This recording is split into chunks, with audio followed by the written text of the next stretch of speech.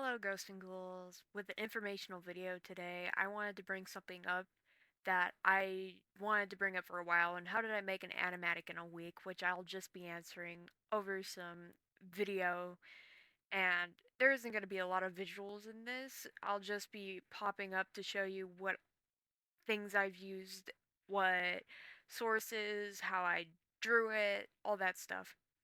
It's also going to be kind of a short video because I'm just going to bring up all the points that I want to in a informational format. To start, what programs did I use? So I used a program that is free called Krita, and I have the most latest updated version, which is 5.0.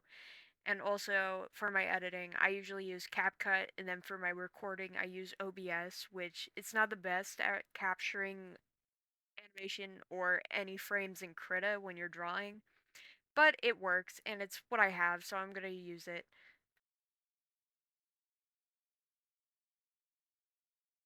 The next part I actually wanted to bring up is references and understanding your locations, which is very important. Here's a collage of all the different references I've used over the time.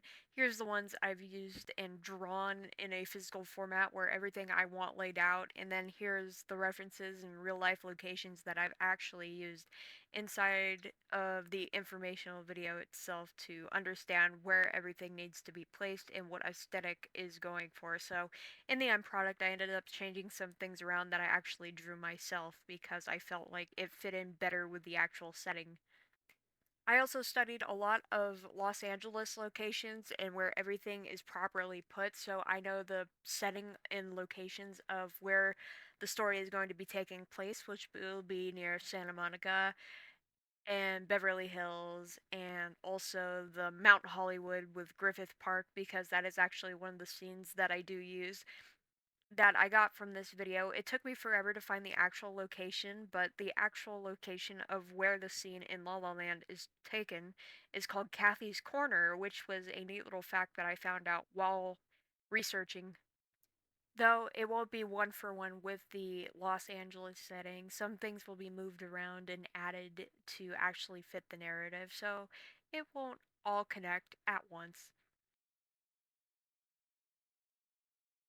Guys, I just want to reiterate that not only your art doesn't have to be perfect, but you don't have to do fully animated shots, and your animatic doesn't have to look like other people's animatics at all, because everybody has a different style and everybody improves vastly over time. Whether you're on your first animatic, your fifth one, whether you're starting out animation, or whether you're weeks or months in, it depends. We all go at a different pace all the time. We are artists, we grow at our own speed. Though for this, I did want to challenge myself a little bit and only take myself a week to do this, since I didn't want to like push myself to the limit and do like a month long animatic, because I do have other things to do in life, but you know, I want to entertain as well. And as long as you guys get value out of this entertainment, I get something in return, and that is your engagement, which I really do appreciate if you do watch it. Not everything, again, to go back to my main point, has to be perfect. You don't have to have clean shots. It can be as messy as you want it to be, just as long as you're telling a story that you want to tell with your own characters, with other people's characters, from films you saw, from fun, just goofy animations you want to do. It all depends. The art is in the eye of the beholder, and you are holding the pen and pencil, and you will get to tell your story. Matter of fact, I have a follow up animation or animatic or whatever to go with the actual story itself, but I never got to finish it because I didn't like it and I actually ended up deleting it. And this is the only footage I have of the actual animatic itself, because I don't have anything else other than this left of it, which I was ashamed of because I actually ended up liking it after I deleted it, which is quite sad, honestly. And the last part that I actually wanted to do is that what did I get from this experience? Which actually was a lot, surprisingly, for what I was expecting to just be a fun little project, and actually helped me with my flexibility in my art skills and what I can do with more perspectives and how it actually improved my skills on where lighting goes and how characters are in a setting, and it actually helped improve my backgrounds. Of course, they're rough and they aren't perfect, but it ended up helping me, decide last minute choices because I was on a timer here. I only had 7 days to do this on what went where, and it was actually very helpful. I actually originally, when I first started the project, only wanted to do one location, but I actually ended up doing three, which was a bar, the cliffside, obviously, and then I wanted to do a dressing room as well, which is one of the main focuses of the actual story itself. Most of Eric's shots are either on stage or in a dressing room or just in the Winter's house, especially. Now, I expect to do more of these in the future to help my flexibility in my perspective. Mostly, I am, well, what I can say is pretty good at lighting. I'm also pretty good at shading so far.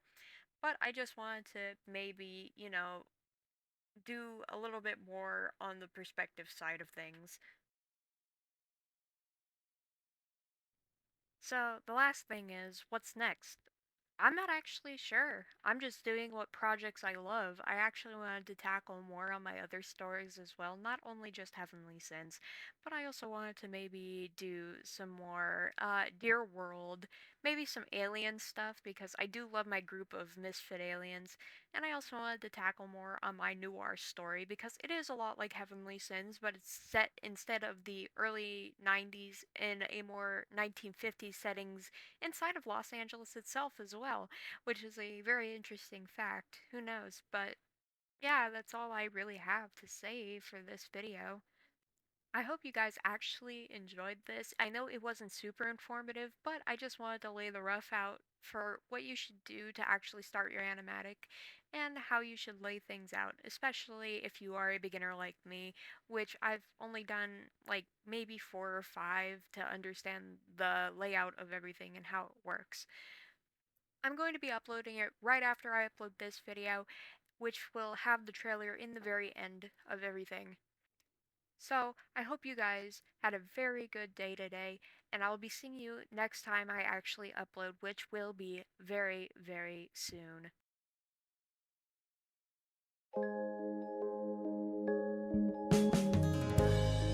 Close your eyes and give me a hand, darling.